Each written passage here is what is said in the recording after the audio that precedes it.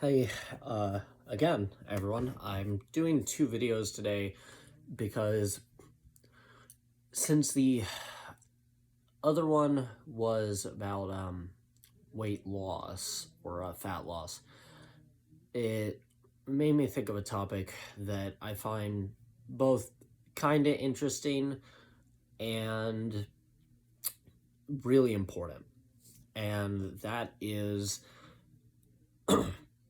genetics in relation to body weight.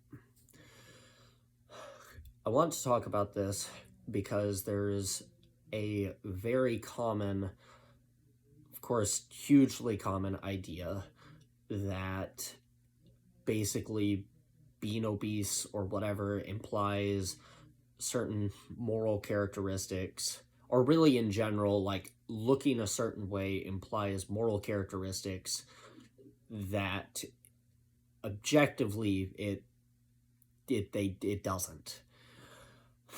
So some of the genetics behind like your size end up boiling down, from my understanding, to a few different things. One is the amount of fat cells that your body just carries. When you're born, and then during adolescence, if you eat a certain amount, like if you reach a certain level of adiposity, body fat, your fat cells divide and multiply, and this leads to a situation where, or rather, this is important because fat cells produce certain, like, fat is essentially an organ.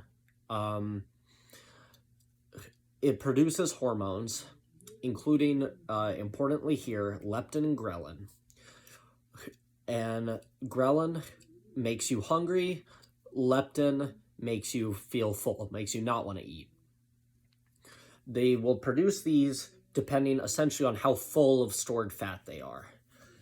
Now, this essentially determines what your like most comfortable body fat will be.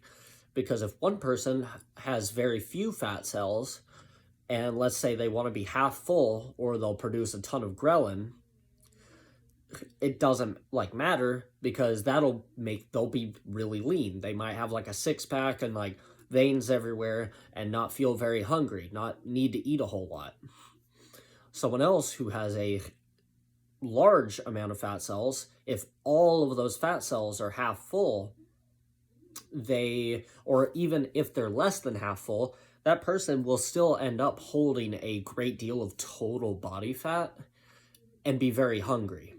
So even just from that perspective, if the very skinny person is like, well, why, hey, like, person, why are you eating so much? You're like, you have so much body fat, just eat less. I don't eat that much.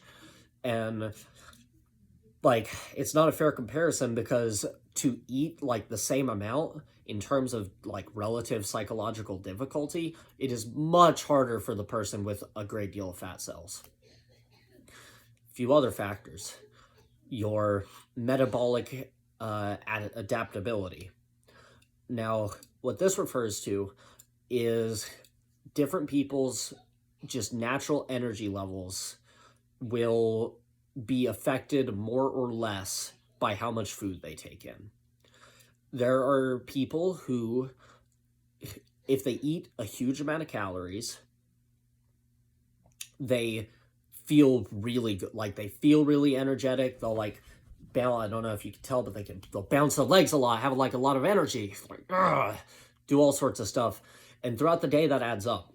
It's rare, but there are people who like have been shown to have been fed like 1,000 extra calories, and their metabolism literally catches up to that pretty much, and they don't gain body fat because they just do a ridiculous extra amount of just non-exercise activity through the day. Neat, let's call it.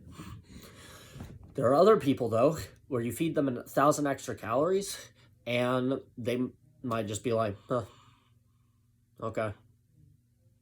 And it doesn't affect anything, and basically all of that energy just goes straight into storage. Or heck, they might even get like more lethargic and it's like extra storage. Uh, those people would probably be like in an environment different from ours, very good at like storing energy for like famine and stuff like that. There's a reason this kind of like these different kinds of types exist, just from cause and effect.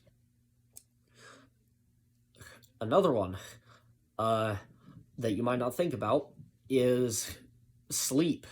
If it's been shown that not getting enough sleep greatly potentiates fat gain. Your activity goes down, your appetite goes up, you're awake for longer, more time to eat, your impulse control is down.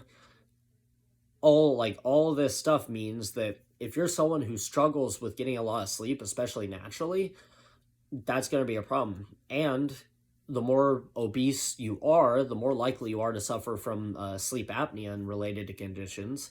Which, by the way, if like you have a lot of sleep issues, you find that no matter how much you sleep, you kind of end up feeling like fatigued anyway.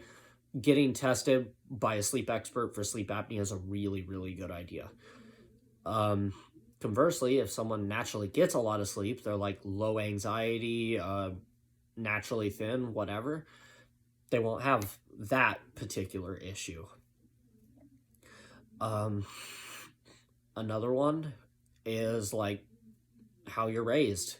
If your parents fed you a lot of junk food and stuff, and you ended up becoming obese during adolescence, that can lead to extra like fat cells being created during that time, setting you up to have a higher like what we call settling point for body fat, your comfortable zone where you're not like hungry or like lethargic or suffer sleep issues into adulthood.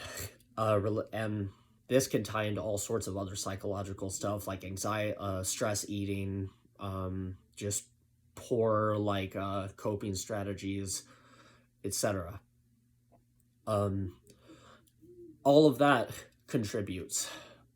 Surprisingly, what a lot of people think is the biggest genetic thing, like fast versus slow metabolism, actually isn't as big of a deal, because relative like the hunger cueing is mostly relative to your current like body fat levels and your energy balance for the day.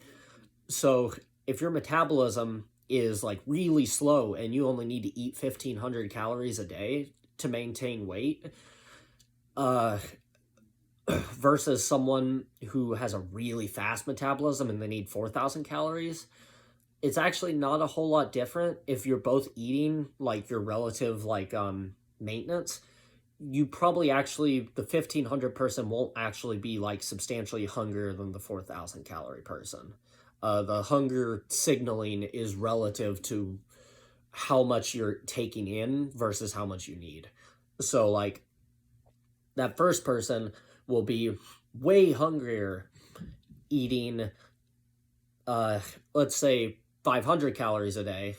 500 calories, this is an extreme example. Let's say their like maintenance is 2,000 calories for the slow metabolism person. Let's say it's a male, whatever, random numbers. If they eat 1,000 calories, that 1,000 calorie deficit, 2 pounds of fat a week, is going to be obscenely hard for them, versus the person who needs 4,000 calories. If they eat 3,500, they won't be like nearly as hungry. Conversely, the person who needs 4,000 calories, if they eat 3,000 calories, but the other person eats 1,500, even though they're eating more calories, they're going to be hungrier because there's a bigger discrepancy there between how much they need versus how much they're taking in. So slow versus fast metabolism in that regard isn't as big a deal as people make it out to be. Now, this is also a huge factor here, is also the hyperpalatability of foods around us in our current like Western environment and the easy access to them, because we're like designed either by divinity or evolution or both, whatever your beliefs are. It's inarguable that the body's like design is geared towards consuming consuming a lot of calories feels good, so, and which leads to us like storing energy and having greater potential to survive. Now, normally this isn't a problem, but when we're surrounded by food that's literally engineered to not be super filling, make you want more of it, taste really good, and be like cheap and accessible, it's a problem. And this can mean that you actually end up going over that set point of yours, because if your hunger cueing is in such a way that, let's say, it would naturally put you at 25% body fat on like whole foods with fiber and protein, which are filling, and like normal amount of fats. If you're just eating a bunch of stuff that like gives you a whole ton of energy for very little eating and very little filling stuff to it, very little value, you can overshoot that energy relative to your appetite and put on more fat than your body actually necessarily wants you to, like more than it needs to feel good. So, and this especially, again, hits people that have high appetite signaling because of those low body fat levels, or have like low responsive metabolisms, because it's easy to take in so many. Conversely, on the muscle mass side of things, this is affected greatly, maybe even more so, by genetics, because you are born with a certain amount of muscle fibers, and you can grow those muscle fibers to an extent, but for the most part, you can't really add a ton of them or change the type that they are to a type that grows bigger. Type 1 versus type 2, don't care about that right now. And even steroids don't change this function a whole lot. There's some nuance here, but basically, if you're born, like if you're someone who's born to be an endurance athlete and you're just like scrawny, and you just don't have a lot of muscle fibers, no matter how much you eat, like you might be able to put on muscle mass. There are people who don't put on any in studies or lose it, but no matter how much you eat or like bulk up, or like no matter how many steroids you take, you're not gonna get like super jacked, and that's okay. Now, this applies to the body fat level too, because, well, anybody can get shredded. Like anyone can get like super low body fat, technically. For one person, they might be able to stay very lean year round and not be very hungry. They sleep fine, their energy levels are fine, their hormone levels are like good, everything. But if you're someone who's not like, who got to like 400 pounds and was morbidly obese, you can likely get much less obese. And that's fantastic. Relative to you, that will be a huge benefit to your health long term. The first 10% of weight loss when obese confers so much more health benefit than going from like a little chubby to like athletic leanness. But if you lose like that, if you lose half your body fat and you go from 400 to 300 or 300 to 200, and you find you can sustain it, you can try to go lower. It's worth experimenting with, within reason. If that's somewhere that's psychologically healthy for you. I am not a therapist.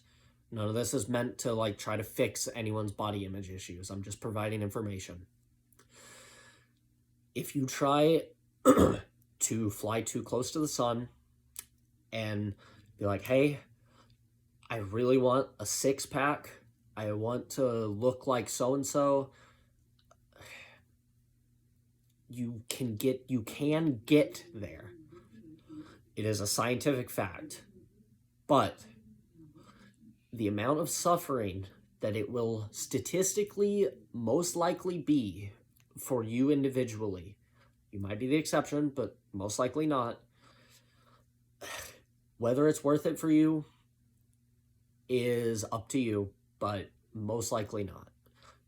Because being like super shredded, looking a certain way, I can promise you, like, it can be cool for its own sake, for like art or whatever, or for fun or for identity, whatever, but it will not provide you with any type of unique happiness that makes it worth what it can do to you if you are not meant to be in that like kind of range.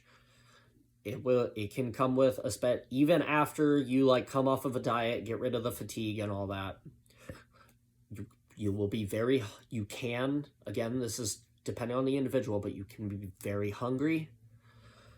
Your sleep can suffer because your body wants you to just get up and find food. Your hormones can be like super low, like low energy, low sex drive, just unhappiness, bitterness. You can be cold a lot of the time, not want to do anything. If you're a woman and you get too lean, it can have extra health decrements for you: loss of period, loss of bone mass, extra loss of muscle mass, etc. If you are coming at this from a perspective of body dysmorphia and you try to fix it just through dieting like the pain away, it will not work. Getting to a healthy, sustainable level for you is awesome. If that interests you. If not, like, that's fine. That's whatever. I'm not here to judge anybody. But I really just want to encourage here, like, the emphasis of individual understanding that not every body type is made for everyone, or really every body is not made for every body type. And at least with modern medical science, and if you are coming from a place of suffering that makes you feel like you have to try to fit your like square peg into a round hole, I really encourage you to not give up like on being healthier or enjoying physical activity or what have you, like eating more protein, eating more fiber, more vitamins, whatever, but seeking like mental health counseling so you can actually ease that dichotomy within yourself. It's not dichotomy, wrong word, but heal that like challenge within yourself that you're facing, and so you can go about this in a much more like healthy way, mentally, physically, and spiritually, and come to love yourself, like no matter where you're at. That would be much more beneficial. And this applies also for the muscle side of things. If you are someone who is not meant to be super jacked, I'm one of you. I'm not like the naturally like super like lean skinny person, but like for a long time I personally, like a lot of young guys, felt like I had to be really jacked to like be correct, be attractive, be like cool, be valid, whatever. Um, I had that mental warping there of not seeing myself as I was or as others like saw me or as I wanted to be and as what I wasn't, and saw that that difference, that gap as an issue. We can't all be super jacked, and if even if we can, it'll take a long time. And by the way, steroids won't really help all that much. uh it's a stupid idea to take them for 99% of people. I If you ever consider that, I would very strongly consider waiting until you are like 25 and have like had therapy. Make sure all your mental like ducks are in a row, because up till that point you are not going to be making decisions with the level of depth and maturity you could. And also until you've been training 10 years ideally, so you don't waste your time essentially. um, a lot of people take those things, get hardly anything out of them because they don't know what they're doing, or their genetics aren't there, or they thought they were a miracle drug when they're not, got a lot of side effects, or just nothing, and wasted a bunch of money and have to be on like TRT forever or whatever. They do work, but not nearly as well as you want. They're not the difference between you and the jacked guy at the gym. They're not. That guy was going to be jacked anyway, like 999 out of 1,000 times. So if you're super, like just a super skinny person and you train really hard and really learn what you're doing and you stick at it for a couple years and you just find that you don't really gain muscle mass, sure, you might be doing something super wrong. Definitely worth thinking about, but most likely it's just not in the cards for you, and that's okay. Because the lesson I really want to get across here is you are not the summation of just what you're not, essentially. The little weird word scheming there. But when you look at yourself and you just see scrawny, whatever, like slurs and stuff you see online, that isn't what other people like see. Some of the best people in the world are like super skinny or like overweight or can't lift crap. It doesn't really matter in the long term. Getting physical activity in that you enjoy for your mental health, being at a weight that is right for you, lets you get in the nutrition that's like healthy, get enough protein, get enough fat, lets you have energy, all that's what matters. Not necessarily the mirror. The mirror can be cool, but really like the whole like getting super like lean, be getting super jacked, any of that crap, it's literally just like for fun, honestly. um that's it. Nobody really, I promise you, as someone who's went through this kind of journey of like self-loathe, like getting into fitness from self-loathing and slowly becoming, I think, like at a kind of body type that a lot of people would categorize as really fit and really cool or whatever. Once, especially once you like let go of those ego issues where the compliments are like they're nice then, but they don't make up for the fact that you hate yourself. Once you let go of that, it doesn't really matter. No one, it doesn't get you anything. It doesn't get you love. Most of the time, it doesn't get you money, and even if it does, it's not that much. It's kind of cool. You can pick stuff up that's like kind of heavy. You'll probably you'll have some benefits when you're older, and you can use it to continue to exercise as part of a hobby. It's just like calluses on your fingers from playing guitar or whatever. It's useful for its own sake. It's cool for its own sake, but at the end of the day, it's not going to bring you happiness at all. It's not that big of a deal, and it's a much bigger deal, and it's going to impart much more charisma to you if that's a concern for you. I'm not trying to do that whole alpha male BS thing of like, yeah, be charismatic, blah, blah, blah, blah, blah, like to win other people over. This is not about other people's opinions, but it's going to impart a whole lot more value to you overall to like love yourself, and in the sense of like appreciating who you are as an individual rather than just beating yourself up for who you're not. All right. So there's other genetic factors here too, but I think I touched all the important stuff. And I'm not a like scientist anyway. I hope this is helpful for somebody. Again, it's not therapy. I know it's not going to fix anything. You're not stupid if you hear all this positive stuff and just go, well, fuck it. I shouldn't have said that, but I don't feel any different. That's natural. Again, I recommend therapy if you can like find it. I go to Monarch in North Carolina.